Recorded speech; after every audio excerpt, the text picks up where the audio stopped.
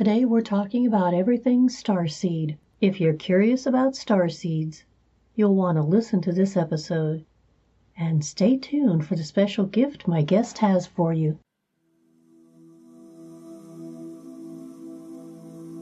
Welcome to Evolving Humans, the podcast for awakening souls. I'm your host, Julia Marie. Settle in and get ready for another spirited conversation.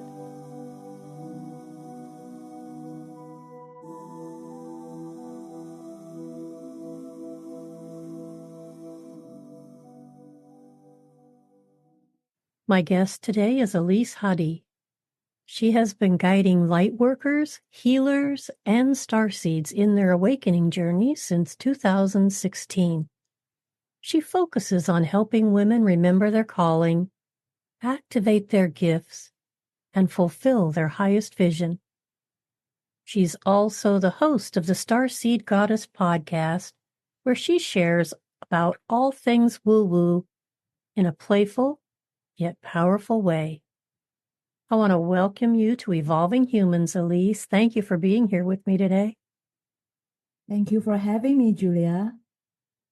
You know, I always like to start the show with the same question. What was it like growing up in Elise's home? I grew up in a very traditional Asian family where the father is the authoritative figure. So a lot of, I would say, maybe the word isn't so much toxic, but kind of disempowered masculine as an example in my life where I have to ask for permission from the man of the house. And even since a child, I felt that was very suppressing and I couldn't breathe. And so I guess, though, the beauty of it is that since a child, I understood the power of freedom. And really, like the one thing I was searching since a child was freedom because of the suppression that I had as a child. And that kind of like, I guess, open up the pathway towards liberating my soul in a way. Now, from what I read, your awakening journey took some years. I found the story very interesting, and I'd like for you to share that if you would, please. That will be a long story indeed. Well, we can just have the highlights along the way because it was years. Yeah, I was just thinking, where do I start? So since I started with my father, I will start with my story of how my father passed away. And so when my father passed away, it was definitely a trigger to the healing journey. Mm-hmm. Because before that, I was still in college when my father passed away. So things like spirituality was not even in my radar at all. And I remember like he passed at old age. However, it was unexpected. I mean, I don't think people really expect someone to pass away at a certain time, so to speak. And so I had to work through that grief for many, many, many years. And it was crazy because I didn't know like there could be so much trauma resulted as a result of that, which end up unpeeling even more trauma beyond that. So I started working with healing through grief about the loss of my father and what it means. And that led to a whole bunch of father healing and then a whole bunch of mother healing. And this kind of like a never ending healing, as most of you will have experienced. Like, I thought I worked through this before. Why am I here again? So yeah, that took a lot of years, as you have mentioned, which is the highlight of like the first moment that spur off the journey, if you may. Well, I say as far as healing our family wounds and our ancestral wounds, it's like peeling an onion. Then what happened? And then after that, so that took a few years. So by then I was already working, and then I ended up working in a bank for 7 years, doing what I hated every single day. It was even a surprise that I lasted 7 years looking back. But that was in it for 7 years because obviously I wasn't awakened to anything yet until one fine day when I was totally triggered by an event at work, which clearly wasn't about the thing, then it was just like a catalyst. And I ended up being in the toilet of my office for an entire 1 hour. So I went missing in action for an hour during office time because I was like hiding in the toilet. And I just found myself sitting there and crying, and my whole body was shaking. And I couldn't do anything to stop it because, I knew I have to get back to work, but I couldn't. Like, my body was trembling. The tears were just like flowing, like uncontrollable for an entire hour. And I remember when I was finally done crying, I stood up and, gotta wipe my tears and things like that. And when I looked at the mirror, I saw myself and I was like, and looked at my own eyes and I was like, there is no sparks left in these eyes. This is like, oh boy, like, what have you done to yourself? Like, then I remember telling myself, which I guess it kind of become a promise without knowing that, girl, find that spark back and never ever lose that again. So that is another awakening moment. And that moment is still a moment that I come back to because I promised myself that. So looking at the mirror and looking at the eyes for that spark is a constant realignment check that I still do till today. And after that moment, so obviously I knew that something has to change, and I knew it has to be with the work because I already knew I hated it. I just didn't know what else. And so after 2 weeks, I did take that 2 weeks to calm myself down, don't get too emotional and rationalize things. But at the end, basically, I decided to quit without a job. And so I quit my 9 to 5 at the time and ended up taking 1 year break and traveling around the world and going into spiritual festival, like a Disneyland journey, I guess, like going on one event to the next, one retreat to the next, and kind of just like finding my foot on something until eventually I came into the realization that I wanted to be a life coach. So that's how I started my life coaching business in 2016, which eventually evolved into what it is today.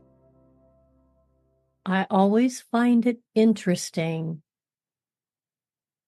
that if we pay attention to the signposts along the way, eventually we'll end up where we need to be. But I can't imagine that one of your wake-up calls was a breakdown in a bathroom at work. 100%. Okay, so that just proves my point. Spirit's going to do, they're going to take whatever avenue is available to them. When the time comes, they're going to use whatever is needed to get us moving in a different direction.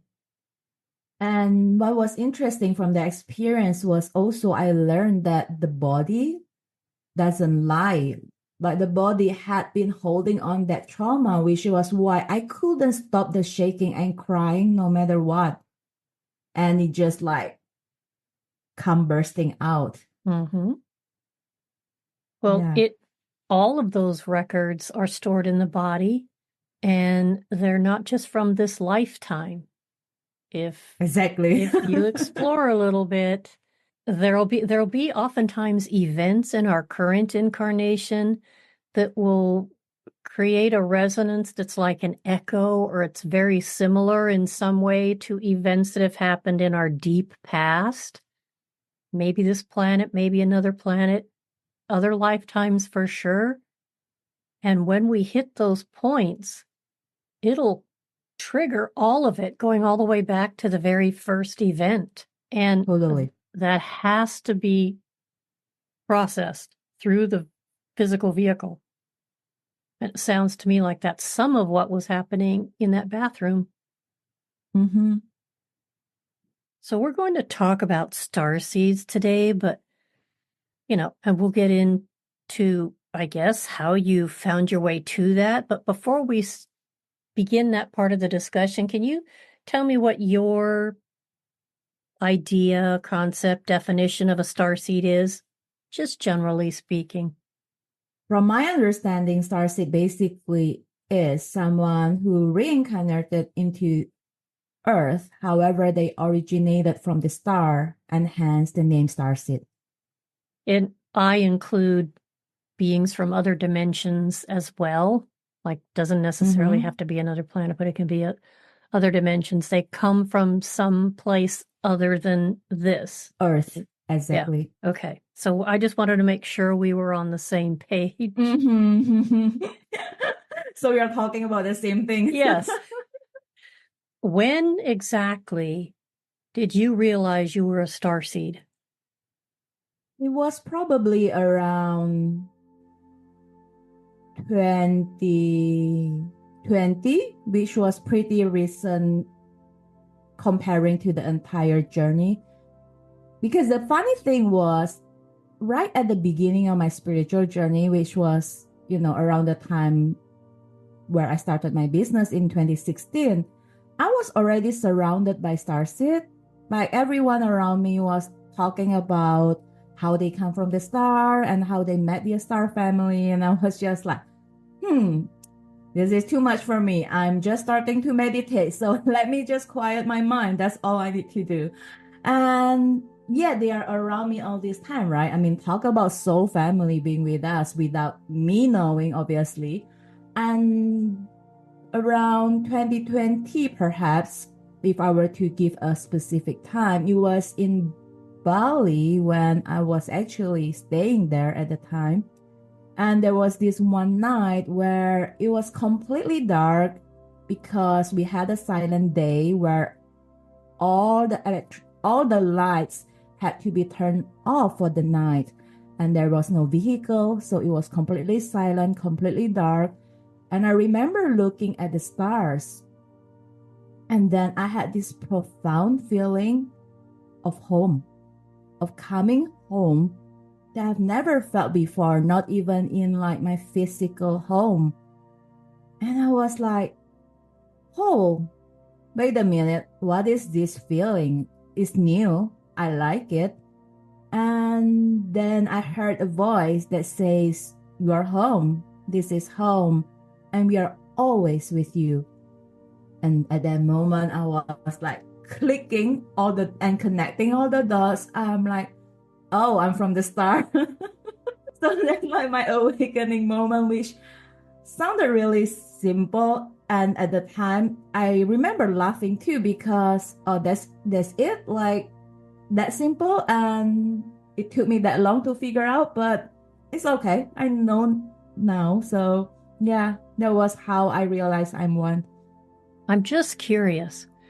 Do you ever remember as a child feeling different from your family members, or like you didn't maybe belong there or anything like that? Not with my family member, but in Or general. even in the world. Yeah, even out in the world. Yeah, okay. Exactly. In general, I do realize that I always do things opposite from others. And so, not necessarily like, I'm not a rebellious child, but I just a bit different from other people.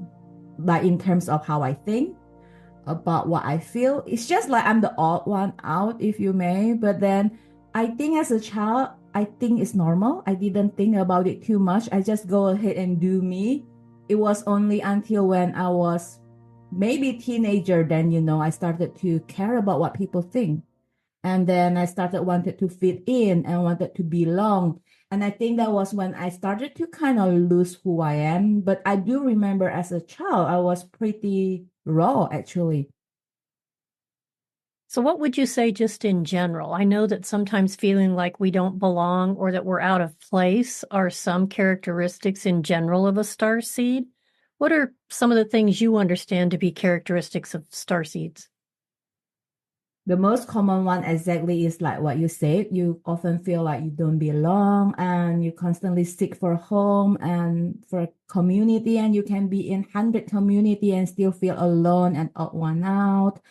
And another thing I realized is they are very drawn to the stars, whether it is astrology or astronomy in one way or another. They're just very drawn to it. That's another characteristic that I often found.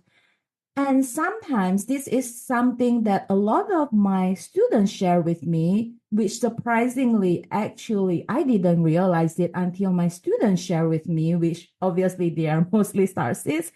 And they are sharing with me how they find that for them, they are able to see some physical traits in a human that allows them to identify that those other traits of starseed, whether it is from the color of the eyes or something about like the features that are very distinct. That's what I heard a lot. Although that's not how I identify. I kind of identify more on a feeling level of that knowingness. But I do know there are people who can identify like that. And based on their sharing is that usually they are pretty spot on. So those are like the few common ways. And, like being an empath, being intuitive, all those things that are pretty commonly found when you are in spiritual journey anyway. But the distinct part of the star, I will say, is the part of feeling that connection with the stars, and the not belonging and finding home part is the most commonly heard. Yeah, I will also add to your list heightened sensitivities. And Yeah. it can be sometimes just to chemicals or being in big crowds, like people overwhelmed. Because a lot of starseeds are also creative and innovative too. That would be another thing, is they tend to think outside the box. Just out of curiosity, do you have an affinity for any particular constellation or formation when you look at the sky, at the night sky? No, I actually am not able to spot which is which. And also, from where I am in Indonesia, at least not the entire country, but where I stay, I don't actually get to see bright stars all the time. At most, I see like a few stars. So that moment that in Bali was a rare phenomena because it was silent day and it was a once a year event in Bali. And I was in Bali for 3 years and I only managed to see the Milky Way once. Wow. The other two times it was cloudy, it was rainy, so I see nothing. And that's funny because that makes it even more obvious that that moment was meant for a reason. So when I look at the stars, I don't specifically see a connection because I couldn't see them. However, I do feel a strong connection with Palladium as well as the Lemurian and to some degree the Syrian, but the Palladian and Lemurian are what is the strongest for me at this point. Yeah, the Pleiades would be hard for you to see.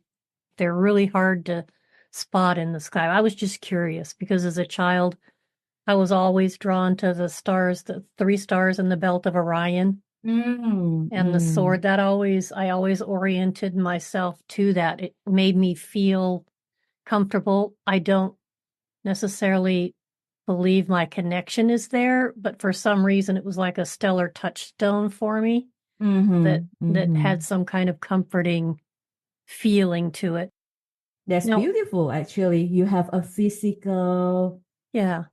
a So, tangible thing to work with, if you may. yep. You discover accidentally, but probably on purpose, that you're a starseed. How did you integrate that information into your life? Interestingly, the integration is seamless. And I feel it is because I was surrounded by starseed the whole time. And that's when I was like, oh, this is what it meant by having a star family on Earth. And that I knew everything about Starseed by then. Like I have always knew, I just didn't think I'm one. So there was not so much like a new information that I need to integrate. And even finding myself as one wasn't that surprising. It was more like, oh my God, what took you so long? Like, so the integration is surprisingly seamless. And then there isn't much changes in my life in daily life, so to speak. And then the next thing I knew in my work, I think a year later after that or so, then I started talking and sharing about Starseed because I feel called to, and then one thing leads to the next. And then I ended up creating courses and working with Starseed. And again, those just kind of like happen naturally. In general, what do you think, if there is one, the overall mission of Starseeds is? I believe it is to basically play our part in collective awakening, whatever that means for that individual. And I believe each starseed carries their own gift. It doesn't have to be complicated. It might just be a gift of love. And that if that is your gift of love, that you feel like that is your calling to share love, and that's all you do 24/7, that's amazing. In general, I would say the collective mission is to raise the vibration so that we can support this collective ascension in one way or another. That's in alignment with what my perception is too. I tell people when they ask me, well, what can I do? I don't feel like I'm doing anything. And I say, well, you're here. You're here on the planet. You carry a frequency, and being mindful of your frequency and keeping yourself centered and in as good a place as you can with your own vibration makes a huge difference. And I want to quickly add to that because it's so related to this starseed topic is a lot of time starseed thinks they have to do this big role and big Yes. mission, as you said. Yes. However, as you said, starseed carries a specific frequency, and a lot of time your presence alone is healing and is activating. And that's what a lot of starseed did not realize, including myself, until I realized that, oh, this is why a lot of people tell me, I feel so calm around you. And then I'm doing nothing. But that is because of the frequency that I'm carrying alongside with whatever other frequency that I might be activating at the time. But just understand your presence carries a frequency, like you said, and that alone is doing the job. The It's beingness is exactly. the main job. Yes. Yeah. Just be who you are. And the thing that I've found that intensifies the impact of that is when a person is being who they are and they're aware, they are conscious that they are being who they are. That intensifies the field and magnifies the impact. A person who is not aware that they're a starseed would not have the same impact as one who does, that is moving in a location or into a place with the understanding of what it is they carry. Definitely the power of intention. Yeah. And just quickly, it came to me again Sure. that a lot of starseed, because of that feeling of not belonging and being overly sensitive. So sometimes they might go into hiding and they don't really want to be out in the world, which kind of defeat like the entire purpose of being on Earth. Like we come here on Earth for a cosmic play, for a journey, and that involves human, which is why we are here. So yeah, if you identify as a starseed, and this speaks to you, then perhaps it's a calling to come out of hiding, whatever that means to you, and then be more out there to share your energy with the world in a way that, is still grounded, is still supportive, understanding your boundary and things like that. But I just realized this funny paradox where we are meant to serve, but we want to be alone. So it's like, but we can be both. We can be having the time to be alone and we can have the time to serve. However, there are period of time that people go into that hiding period, if that makes sense. I call it like the hermit period, but if people who are not aware, they might go into a hermit for too long and they didn't even realize they are hiding. That's true. What led you to the work you do now? Let's just put it that way. How did you end up doing what you're doing now? I mean, you have life coaching as part of your, arsenal of things you offer people, but you're also really Starseed focused now. So how did that come into being? So 2016 was when I started life coaching. And then when I moved to Bali and had that Starseed awakening, it was a period of my time where nothing in my business was working. And it was weird because logically weird, but it totally makes sense now. But it was like I was doing everything, so to speak, right. And it was not a new business. Why was nothing working? And then I realized it was because I was hiding. Interestingly, we were talking about this because I call myself a life coach because it's general enough. There is nothing spiritual about that.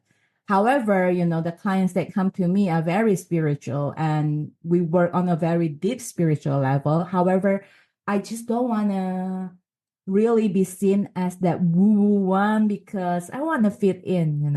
And I came from corporate, so there was this integration, if you may, that I needed. And so when I was in Bali, suddenly I just go on and like, okay, I'm done hiding and I'm gonna come out of my spiritual closet. And I started to, on purpose, putting the word spiritual on my title as though that matters, but it's help in that, owning the identity, if you may. And I started to, at the time, teaching people how to work with their angels. That is like my part of like coming out of the life coaching and into like the healing world. And then that eventually one thing leads to the next, and eventually teaching people how to raise their vibration. And then the download came through, and that's how I ended up creating a Starseed healing program and then focusing very specifically on Starseed in the past few years. You work with other starseeds primarily now, and you say they all have something in common. What is that thing they all have in common? I think what I meant by a lot of starseed has something in common, and that is they know that they are here for a bigger reason than just to go through life unconscious and unawakened. They might not use that word because they still don't know what they are, but at least they know that there is something in common where there is more to life than this. I'm here for something, whatever that something is. So that is something in common that I see a lot. Yeah, I would agree. Now, I always ask my guest the same 5 questions before I close down the show. So are you ready for your 5 questions? Yep. Okay. 3 words to describe yourself. Playful, innocent, joyful. 3 words to describe your spiritual journey.